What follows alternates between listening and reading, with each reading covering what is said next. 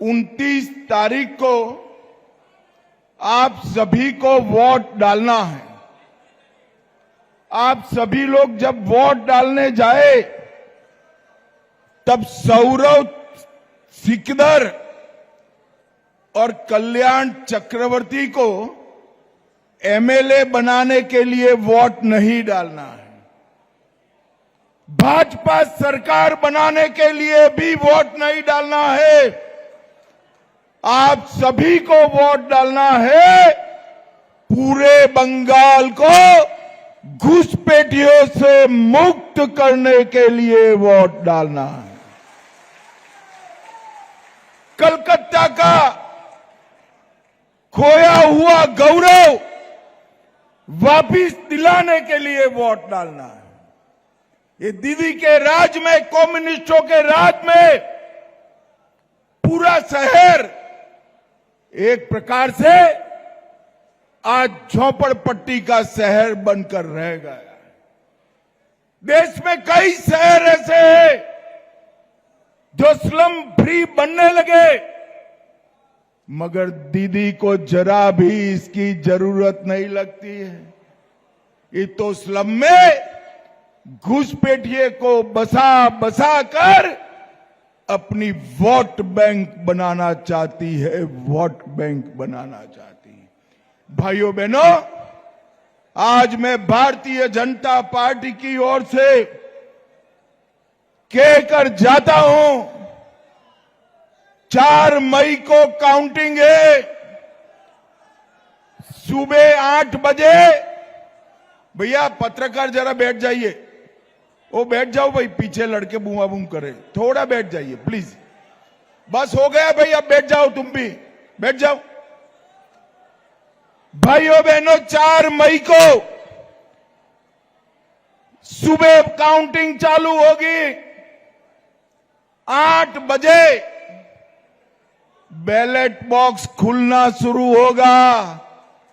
9 बजे पहला राउंड, 10 बजे दूसरा राउंड, 1 बजे काउंटिंग समाप्त और बीबी दीदी टाटा गुड बाय। एक लंबे समय के बाद बंगाल के अंदर सुशासन की शुरुआत होने वाली। कवि गुरु की कल्पना का, महर्षि अरविंद की कल्पना का और श्यामा प्रसाद मुखर्जी की कल्पना का सोनार बांग्ला बनाने की शुरुआत भारतीय जनता पार्टी की सरकार करेगी। मित्रों, भारतीय जनता पार्टी की सरकार की एक ऐसा बांग्ला होगा, ऐसा बंगाल होगा जहां माताओं बहनों को कोई भय नहीं होगा। इतने सारे दीदी लोग बैठे हैं, मुझे बताओ जरा, सालों तक संदेशखाली में बंगाल की माताओं बहनों पर एक घुसपैठिया अत्याचार करता रहा। बंगाल की महिला मुख्यमंत्री चुप रही, क्यों? क्योंकि वो घुसपैठिया था, टीएमसी का कार्यकर्ता था। आरजी कर, Calcutta law university, Durgapur law university दीदी के माथे पर जूं नहीं रेंगती है और उल्टा कहती है कि 7 बजे के बाद महिलाओं को बाहर निकलने की जरूरत क्या है। दीदी, आपको शर्म आनी चाहिए।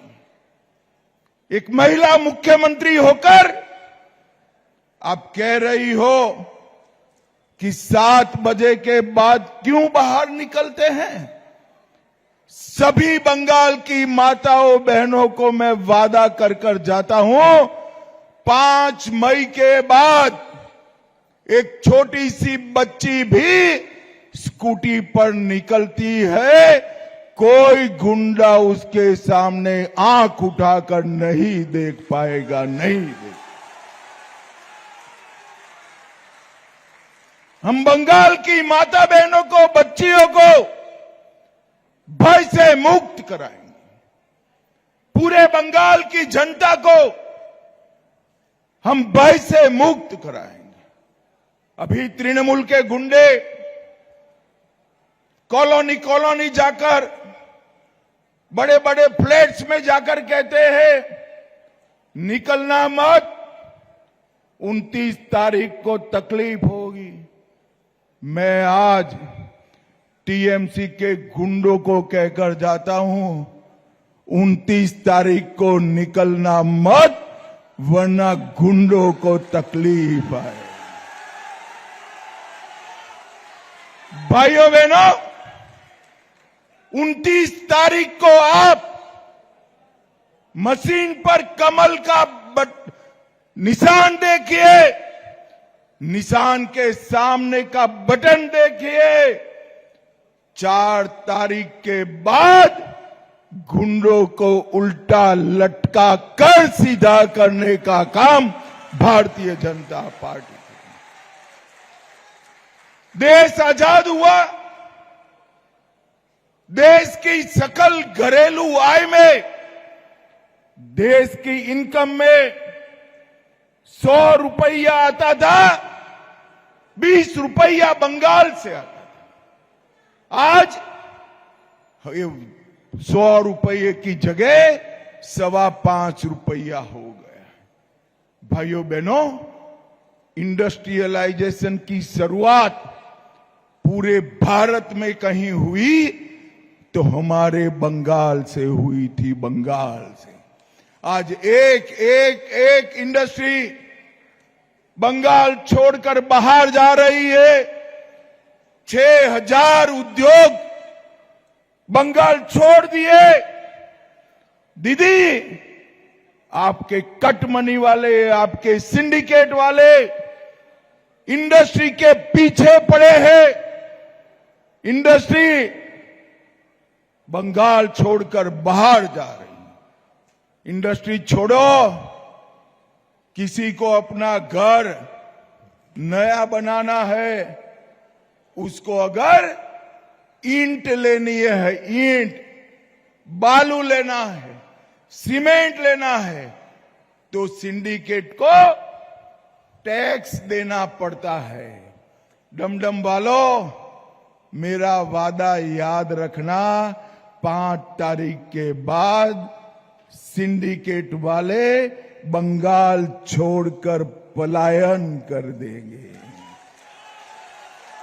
दीदी के कारण इंडस्ट्री गई है, भाजपा के कारण इस सिंडिकेट वाले गुंडे बंगाल छोड़कर जाएंगे। मुझे बताओ भाइयों बहनों, आज आप यहां पर बैठे हो, इतनी सारी माताएं बहनें बैठी हैं। हमारी पार्लियामेंट में माताओं बहनों को 33% रिजर्वेशन मिले, आरक्षण मिले, वो अच्छा है या नहीं है? जरा जोर से बोलो, अच्छा है या नहीं है? ममता दीदी ने कांग्रेस के साथ मिलकर इसका विरोध कर माताओं बहनों को यहां पर आने से रोका है। विधानसभा में आने से रोका, लोकसभा में आने से रोका है। ममता दीदी, मातृशक्ति 29 तारीख की राह देख रही है। आपकी उल्टी गिनती शुरू हो गई है, अब उल्टी गिनती। भाइयों बहनों, मुझे बताओ, ये धारा 370 हटानी चाहिए थी या नहीं हटानी चाहिए थी?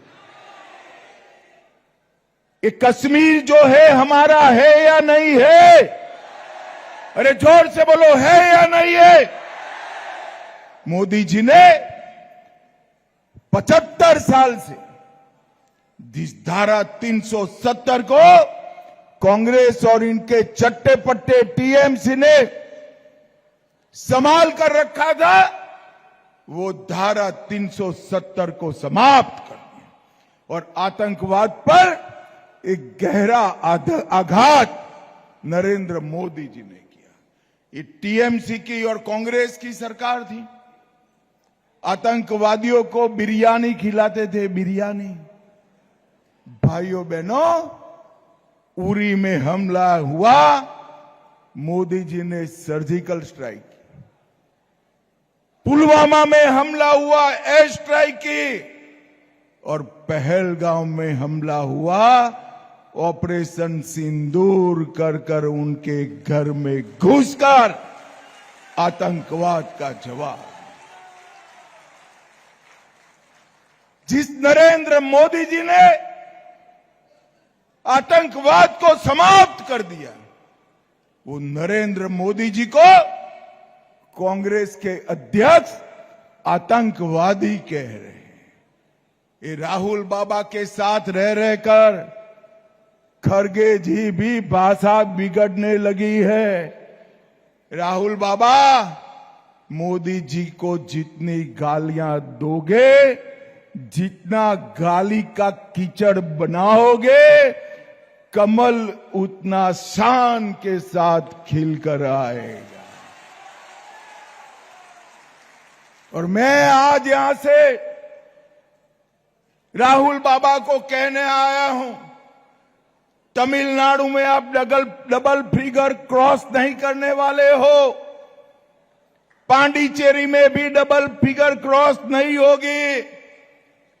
बंगाल में शायद ही खाता खुल जाए, पांडिचेरी में भी नहीं खुलेगी। और आसाम में अब तक की सबसे बड़ी हार कांग्रेस की होने वाली है, सबसे बड़ी हार। और ममता दीदी, आप इसी कांग्रेस के साथ बैठी हो, आपका भी बुरा गत होने वाला है। भाइयों बहनों, मुझे बताओ, मोदी जी ने अयोध्या में राम मंदिर बनाया, अच्छा किया या बुरा किया?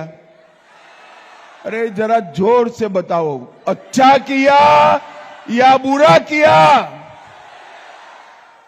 550 साल से मुगल, अंग्रेज, कांग्रेसी, टीएमसी वाले राम मंदिर नहीं बना देते। आप सभी ने मोदी जी को दूसरी बार प्रधानमंत्री बनाया। मोदी जी ने अयोध्या में राम मंदिर बनाकर जय श्री राम कर दिया। और ये ममता दीदी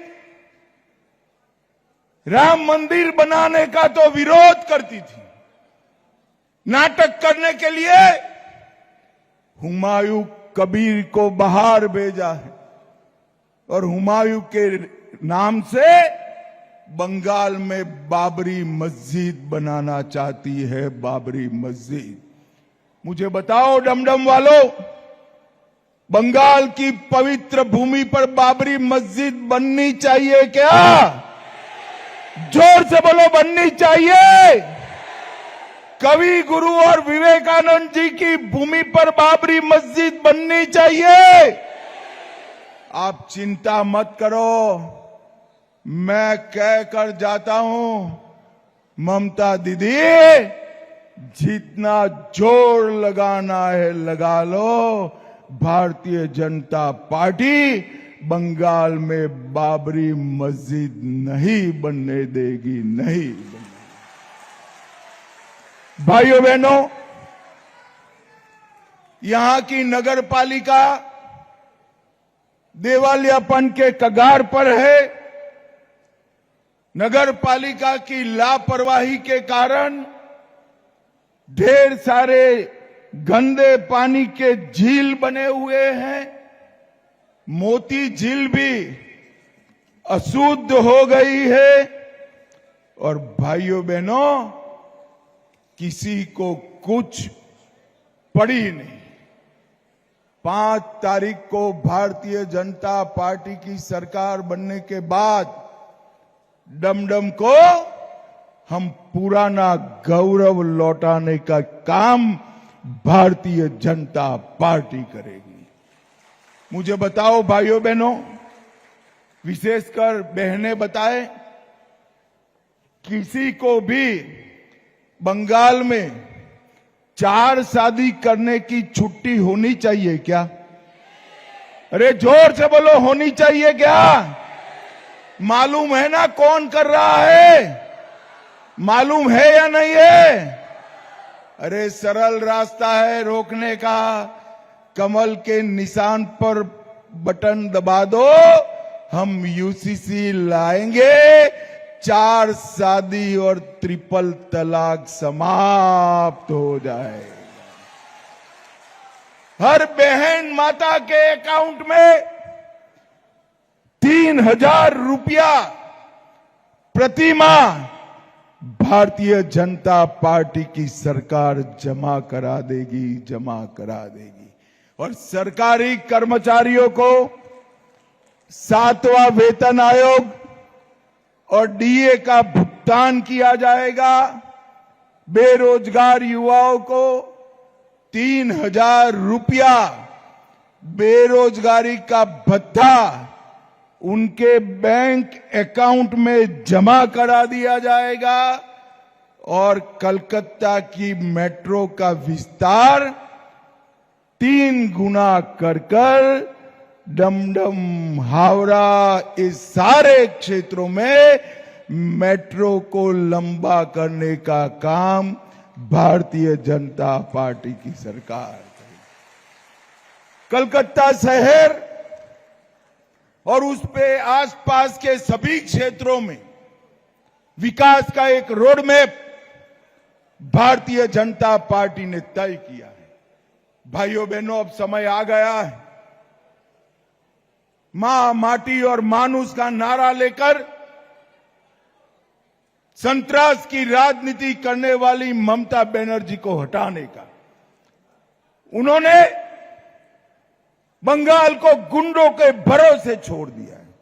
उसका एकमात्र लक्ष्य है अपने भतीजे को मुख्यमंत्री बनाना। मुझे बताओ डमडम वालों, भाईपो को मुख्यमंत्री बनाना है क्या? अरे जोर से बोलो, बनाना है? ये ममता दीदी लोगों को गुमराह कर रही है। क्या गुमराह कर रही है? कि बंगाल का मुख्यमंत्री बाहर ही होगा। मैं आज कहकर जाता हूं, बंगाल का मुख्यमंत्री बंगाल में पैदा हुआ, बंगाली मीडियम में पढ़ा हुआ, बंगाली भाषा बोलने वाला ही बंगाल का मुख्यमंत्री होगा।